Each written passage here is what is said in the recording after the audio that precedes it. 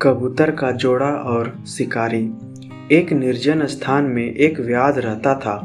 उसके परिजनों और सगे संबंधियों ने उसका त्याग कर दिया था। वे उसके जीव हत्या के कार्य से अप्रसन्न थे। उन्होंने उससे कई बार जीव हत्या का त्याग करने की प्रार्थना की, किंतु व्याध नहीं माना। अंततः वे सब उससे दूर हो गए। व्याध को शिकार में बड़ा आनंद आता था। वह अपना अधिकांश समय पशु पक्षियों के शिकार में व्यतीत किया करता था। दिन भर वह जाल और लाठी लेकर वन में भटकता रहता था। वह दिन पर दिन निर्दयी और क्रूर होता जा रहा था। एक दिन उसने जाल बिछाकर एक कबूतरी को फांस लिया। उसे लेकर प्रसन्नतापूर्वक वह अपने घर की ओर प्रस्थान करने लगा कि बीच रास्ते में बादल घिर आए और वर्षा होने लगी।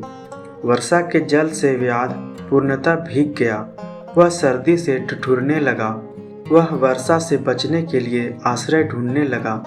कुछ ही दूर पर उसे पीपल का वृक्ष दिखाई पड़ा। उसमें एक बड़ा सा खोल था जिसमें एक मनुष्य घुसकर बैठ सकता था। व्याध ने सोचा कि कुछ देर के लिए यहाँ शरण लेना उचित होगा।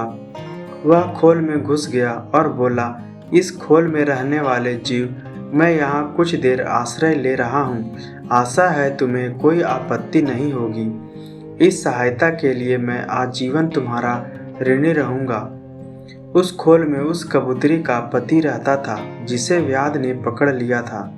वह अपने पत्नी के बिछड़ जाने के कारण दुखी था और विलाप कर रहा था। कबूतरी ने जब स्वयं के प्रति अपने पति का प्रेम देखा तो भावुक हो गई। वह मन ही मन सोचने लगी कि मैं कितनी भाग्यशाली हूँ जो मुझे इस जीवन में ऐसा प्रेम करने वाला पति मिला। इन्हें पाकर मेरा जीवन धन्य हो गया। वह अपने पति से बोली, स्वामी विलाप मत करो, मैं यही हूँ। इस व्याध ने मुझे जाल में पकड़ लिया है। कदाचित ये मेरे कर्मों का फल है, किंतु आप मेरी चिंता में व्याकुल ना हो। अपना कर्तव्य निभाते हुए शरण में आए अतिथि की सेवा सत्कार करो, अन्यथा तुम पाप के भागी बनोगे। कबूतरी की बात मानकर कबूतर व्याध से बोला, वधिक आपका स्वागत है।